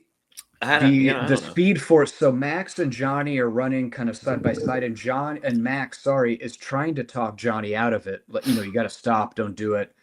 But Johnny, he's like, John, come back, and he's like yelling at him, and he's like, it's too late, Max. I can feel it calling me. Finally, it's gonna be amazing, isn't it, Max? And he's like, what about your daughter? And he's like, it's up to you and Flash. Don't worry about it. Everything's gonna be fine. And tell Jessie I love her, kind of thing. And I'm just like, God damn, that's it. I don't know. Well, but it's very my connection to this character is very slight. And I didn't like. It's not like I loved Johnny Quick before the Flash comics or anything. So like my knowledge of him is only from these comics. But just pretty sad still. Well, it's pretty touching. I will say it's also on another anime happy note, sad. Not well, sad. But it's also a very Goku thing to do, to leave your family behind in search of more power, which is basically what Johnny Quick is doing. So it's very Goku like father. For some, I think it's kind of like it's also bittersweet because it's like one of those things. Like this is all that Max wants. Like it's all he's been trying to do for basically his whole life until Savitar came around, and then he's like, okay, now I have a purpose to not do that. But it also seems this is what he's been trying for forever. Every time he goes in, he bounces off, and he comes back out in the future. And like Johnny's he's like quote unquote a recent convert, as Max calls him, in terms of even believing in the Speed Force, that it exists at all. And then he's just like, says the formula, but doesn't really say it and says, fuck it. And then he's joining with the Speed Force and he's like, you got to come back. You can't do this. And he's like, yeah, I can. It's going to be fine. Everything's going to be fine. And he has that, like, I don't know. I've seen the other side euphoric kind of way he's speaking to Max at the time. And I don't know. But I think it's that kind of construct of, like a lot of sort of medieval questing beast mythology and Holy Grail stuff, but the more you want it, the less worthy you are of the prize, right? Yeah. Because if you're just out there treasure hunting for the Holy Grail, you're by definition not worthy to get it. You know, and so I think the Speed Force is maybe a similar sort of construct of Johnny. This was a selfless act of saving his daughter. His use of speed peaked with that noble act, and that's when the Speed Force said, like, okay, you can come on in now. It was concurrent with him giving up on the formula thing, the crutch that he'd used all this time, you know. So I think that speaks to kind of and Max's difficulty if he's just trying to kind of too consciously get back to it and not in a mystical, natural way. So it didn't work. All right, so Johnny dies. Wrap up. Yeah, so Johnny dies. And then we can go to basically the finale, Flash 111, Dead Heat finale. Yeah, they wrap up the bad guys pretty quick after that. I mean, they're basically like, there's a few ninjas left, we got them. And essentially at the end, Savitar is just like a whirlwind. And it's just like, you know what? You fucked all my shit up. I'm going to fuck your shit up. And he's like, oh, shit. You burned my books. You burned my books, and I'm going to hurt your girlfriend. Well, he also ruined his master plan. No, he just said, you burnt my tomes, and I'm going to go after your little girl. And then he ran away. He's mostly upset about the books, it seems like. It's the books. Yeah, he didn't seem upset about Christina losing her, honestly. Oh, no, he didn't care about her at all. He wanted Jessie already. But so this issue, I thought it was pretty cool. I know it's kind of corny, this construct of Flash just literally racing an enemy or whatever, but I enjoyed it. I thought it was really cool. Love this issue. Even though it's a little bit sort of a trite Flash construction, but it is, I guess, I mean, at the time, not so trite. Like, this hadn't really been done all that many times. Like, after, 9 seasons or whatever the fuck of the Flash on TV, and like every season is like another speedster villain, and you're like, seriously, another one? Like, but like, and I didn't even watch that whole show, which is, I don't know, shows how much I don't love Barry Allen. But that being said, like, in the comics, this doesn't happen a ton. Like, like, you maybe Reverse Flash pops up like every once in a while, but like that's kind of it. Like, most of his villains are not speed villains. So like, this is the way that this was reminiscent of, like, I don't know, what are we on? Issue 108? What's something? No, this is 111, 111. All right, 111. So like, the last time this happened was with Barry and Reverse Flash, like, and the Iris situation. So like, it's kind of okay. So it has, so like the last time this like really happened, like, he's had fights with Reverse Flash since then. Don't get me wrong, but like, it wasn't like this kind of scenario. But like, the last time there's been a race towards like a loved one where he's gonna murder somebody, like it's been a while. It's been like right, but I thought it was 100 plus issues.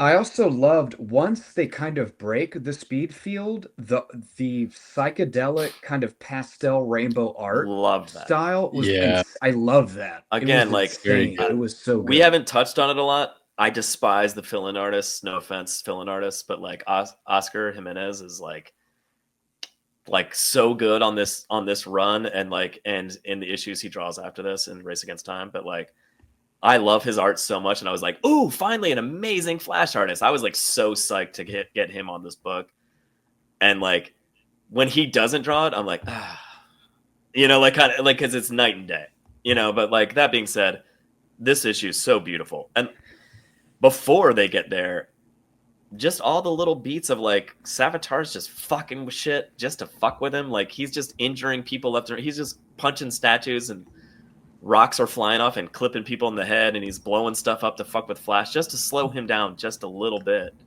So and they're also fighting each other. I mean, they're punching each other. Yeah, and they're fighting. Yeah, it's pretty fucking cool. And also, the other Flash family members. It's Flambly, I think. The Flambly. But other Flash family members, like Impulse and the Legion Girl, also help. They try to help. They kind of get involved, so they make appearances. So I don't remember her name, man. Well, so her name's Exus. God damn it. XS.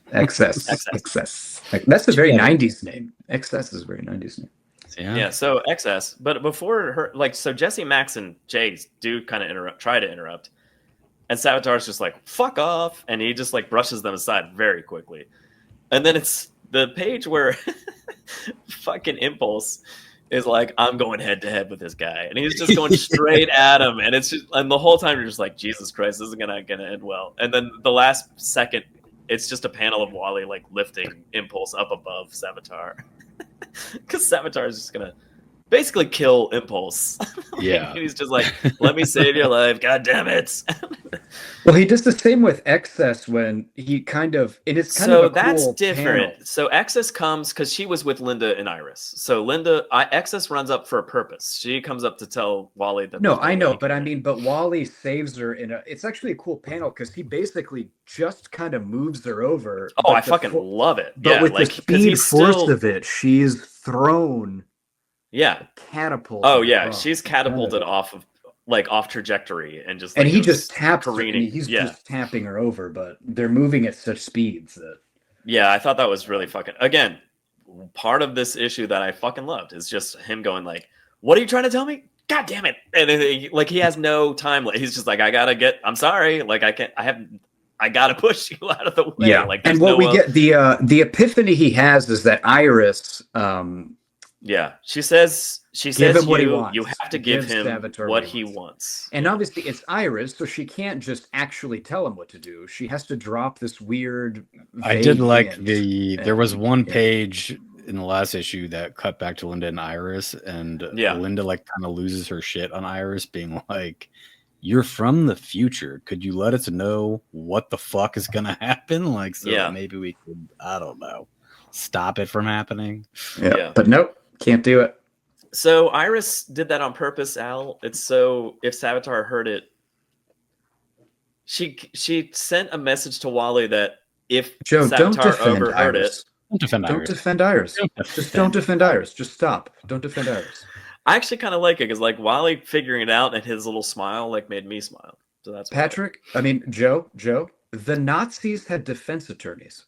Iris would never cut me off of the knees like that. She must have meant something else, something she didn't want Savitar to overhear. Don't defend Iris. Okay, I know what I know. All right, but so Wally figures out what she means by giving what he wants, and so Wally takes the lead. And first of all, about taking the lead, let's talk about Savitar leading a woman on a leash and now letting Wally lead. I mean, he's got a lot of dom sub play going on. Yeah, he has no idea. He's really a versatile. He's both dom and sub, and is pretty good at either. He's very versatile. Yeah. But so Wally takes the lead and runs Savitar through the speed barrier into the speed field.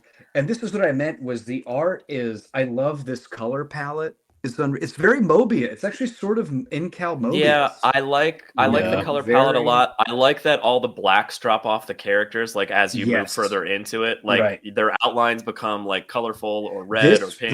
This 2-page spread of them. Yes, so with good. Savitar in the when they finally enter. Is really good. Yeah. Yeah, I really enjoyed the art in this, again, like at the time felt rather groundbreaking. Like not necessarily, you look back at it now, you're like, it's okay, kind of thing. But like, I really, really loved this story arc for this bit alone. Just this race back and like the whole thing with Savitar. Kind of reminded me of Akira a little bit at the end when he gets absorbed into that giant the sphere. Yeah. And so it's like giving him what he wants, but he doesn't even know. I mean, I guess I think in his mind, he thinks he's going to become like master of this force. Right. When in reality, he's just getting obliterated and absorbed into it. Yeah. And then Wally, we get sort of Wally's, again, look at all these thought squares here. We get a lot of dialogue. Yeah, you got a lot. He's got a lot of time to slow down in the midst of all of that and kind of like take it all in. So that is, says, but you're right. It's a lot of narration. It is a lot, but he basically just verbalizes, this is fine because Linda's love for me is my lighthouse and I will always find my way back. And this is okay. And he also gets sort of subsumed into the speed force. Yeah, he kind of I don't know. What did you say earlier? Quantum leaps. He quantum leaps. Yeah, he kind of goes. I got to talk about two things back at the house. Jay, Snyder Zeus, whatever scale. Jay with his shirt off for an old man. That's Max. That's Max. Oh God, that's Max. Max, bro. Max doesn't look bad either, dude. Look at those traps. Look at those scalps. And Jessie still has her hentai tits, her little hentai pear tits there. through the. Look at those hairy forearms and. Oh, Max Mercury. And then we get a crack-a-boom. Crack-a-boom. Wally's back, except that it's somebody. Yeah, they're all kind of like hanging out, waiting for Wally. I think that one of the things that we didn't really touch on that we probably should have is Wally's been into the Speed Force many times before. No, just once, but like on many that times, one, Joe. Many on times. that More one than you time, can count. He's told her that she was the reason he was able to find his way back, and the point in their relationship that they're in, that's a lot of pressure to put on somebody. So basically he's like, hey, I went into heaven and you helped me get back to reality because like I realized that you love me and you're still here. And she's like, holy shit, dude. that's a lot. So there was that part of it going into this, like, but right before when he takes the ring off of Excess and gives it to Jessie and they fly off to go do all the things, Wally kisses Linda goodbye and she's like, just come back. And he's like, I will, y'all come back, like kind of thing, like definitely coming back, like so definitely coming back. The part in Terminal Velocity that's a big deal is that he kind of knew she was going to die and he didn't tell her. So it was like a big deal that he didn't tell her that she was going to die. And then him coming in and out of heaven and her being his lightning rod kind of like became like this point of like contention. Like, not only did you not tell me I was going to die, and yeah, you did save me, but it was based on this whole fucking thing. And it was, it's a lot of drama between them right now, I guess is what I'm saying. So like, that's a lot because again, like we talked about, a lot. Speed Force Heaven is a drug. So he's basically, he's mainlining it. He's mainlining this drug and relying on this poor woman to keep him sober enough to function, basically. Yeah, in between mainlining the Speed Force drug. It's a lot of responsibility. Yeah. And she has a full-time job. And it's not Wally, it's John. No. But this is what I meant earlier when I mentioned the Savitar thing. John's arm gauntlets kind of reminded me of Savitar's arm things, and then he has a streak in the. I was just confused. Oh, okay. Is this? I thought Wally and Savitar had merged into one person or something. Yeah. Oh, really? Interesting. I mean, Savitar has such like gray skin and weird kind of thing going on. I guess I didn't like, even back in the day, I didn't like see that and go, "Is that Savitar?" I just went, "Who the fuck is this guy?" Yeah, I don't know. I didn't like. For me, I didn't think that, but like, so maybe my reread of it is no, but I just meant reading this the first time, and obviously the next issue automatically clears it up. But I just, in this moment, I thought, what happened? Did they merge? I mean, it makes sense now that you say that. Yeah, I get where you're coming from now. But that didn't happen. It's just John Fox. It's just John Fox. Just John Fox. No big deal. We'll talk about him in part 2. But that's sorry. Before we go to part two, I think I need to modulate my audio a bit because I keep hearing this. Does this pass the Bechdel test? The Bechdel test. The Bechdel test. Does this pass the Bechdel test? The answer is probably no. I don't know if this one does or not. Christina and Jessie are in a scene alone. They are, and they talk about Iris Daddy. and Linda talk. They do talk about Daddy though. Iris, they didn't talk about Wally though. They didn't talk about the main character. They didn't talk about Iris and Linda and talk about the future. Jenny. Linda does. Iris. Jenny. Okay, Iris doesn't count for anything. You will not count her for the Bechdel test. Iris, Allen, and Jenny, Ognaughts, and but Jessie and Christina are okay. Let's be honest. This really doesn't pass the spirit of the Bechdel. I don't think it passes the spirit. It passes the technical answer of the test. Unless if we confirm that talking about Daddy is okay, it does pass. No, I think it passes with Linda and Iris. And we're not counting Iris. I already told you we're not counting Iris. Well, Jessie's there too, Al. And they talk about the future. Iris is a self-righteous nag who will not save the people she loves with the knowledge she has. Yeah. It doesn't matter. She's a woman and has a conversation with another woman and another woman in the same room together. And they talk about everything in general and the future and how it pertains to the past and what you should do when you're as far as I'm giving it a fail. I'm not letting this pass the Bechdel test. Okay. I don't think this passes. I disagree with you. I don't think it passes in the spirit, but I think it passes in the letter of the law, which I give it a weird gray area, a weird 50-50. Having said that, I mean, apart from the Bechdel test, Jessie is awesome. Linda's good. Yeah. There are good female characters. They are good. Yeah, I have to say, really like, cool. I don't know if I recognized that back in the day, but again, I definitely told you that I felt like a weird, I don't know, not an epiphany of sorts, but like just like what a refreshing, well-written, interesting cast of characters comic book about a character that I kind of liked a million years ago and that I'm kind of reading about now. Again, like this is the first run that like on this, or these two arcs are the first time that I like dipped back into the Flash like since my childhood. And like when I started reading this, I was like, this is fucking good. Like, what the fuck? Why does the Flash have any right to be this good? Like with this many characters that are interesting and like that kind of thing. So yeah, and they were good. And again, I love Jessie was just a badass. So Christina had a lot of cool speed characters in and this, two swords, and Jessie fought her off and destroyed the machine. That's fucking badass. Yeah. Jesse's a badass. Yeah. There's a reason he wants to make her the next Flash. Well, just wink. Actually, I'm going to make this little boy. I'm gonna make this little 11-year-old boy the next Flash. Not you. It wasn't about anybody being the Flash after him, Demi. Yeah, it was not you. It was just about him trying to make Impulse be more serious. And as soon as he picked Impulse as the next Flash, somewhere across the world, Bruce Wayne got a little hard. Yeah, he got a little excited at that thought. A little bit. Ooh, another young boy placed with too much responsibility. Yeah. All right. That was Dead Heat. What are we doing? Are we doing recommends for this individually? Yeah, let's just do it. This is a standalone episode before we do the next one. Dead Heat, you recommend? I recommend. I mean, yeah, I thought it was fun. Again, you have to understand it's a '90s comic and all that stuff. Yeah. But if you're looking for a mainline wink wink Flash comic, why not this? It's pretty good. Pretty good stuff. I also recommend. Again, caveat is it's a 90s comic, but yes, very it was fun. It was a lot of fun. And I feel like you guys are being nice. Cast. You know, I'll cry if you didn't like it, but okay. No, I honestly is it my favorite comic? No. Are parts of it, do they drag a bit? Sure, but it was pretty fun. I enjoyed it. We've read some bad comics for this show, and this one was fun. Of course I recommend this.